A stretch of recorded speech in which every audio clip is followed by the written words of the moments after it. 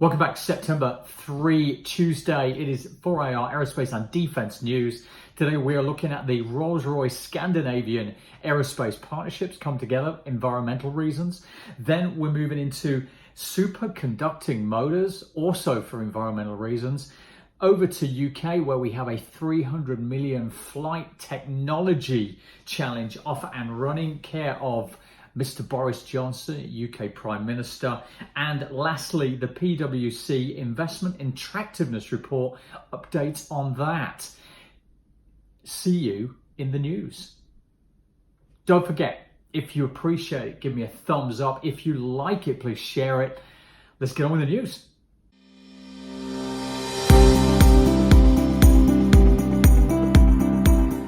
And so Rolls-Royce has partners with Scandinavia's leading regional airline on a joint research program aimed at unlocking and developing technology to enable zero-emission aviation.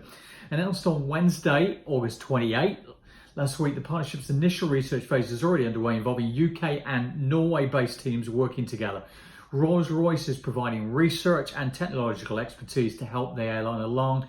The airline is Widerøe, replacing and electrifying its regional fleet of 30 plus planes by 2030. And so, as the world continues to struggle with reduction of carbon emissions, air traffic is increasing by almost 5% a year.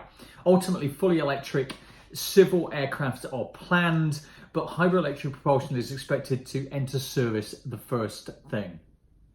Hybrid electric distributed propulsion could give massive reductions in fuel consumption and emissions, but would require greatly improved electric motors with much higher power to weight ratio and efficiency.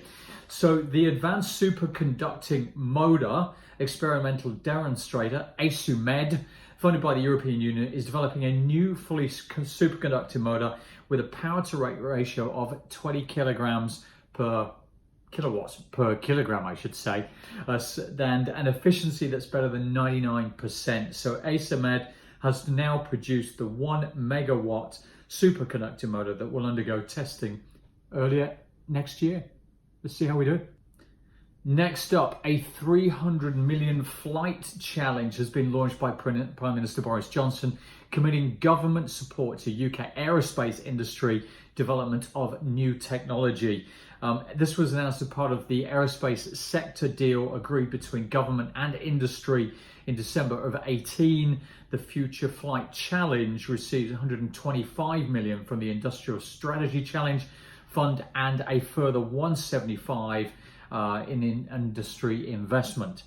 The challenge will support the development of advanced new aerospace technologies, such as electric propulsion systems that will reduce the environmental impact of flying, and major new innovations in urban air transport. And lastly, the PwC report that assesses the attractiveness of aerospace manufacturing investments by nations has ranked the UK with revenues of 46 billion within the top 4 globally.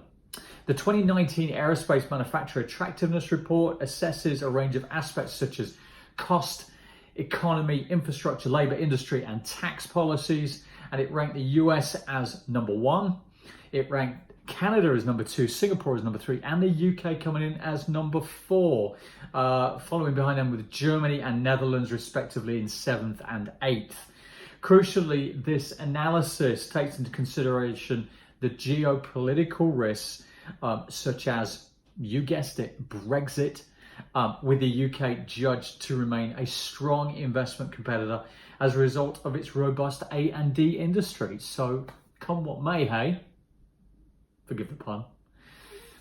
That is it. End of aerospace and defense. See you next week. Tomorrow, see you with 4IR, PLM and Smart Manufacturing News.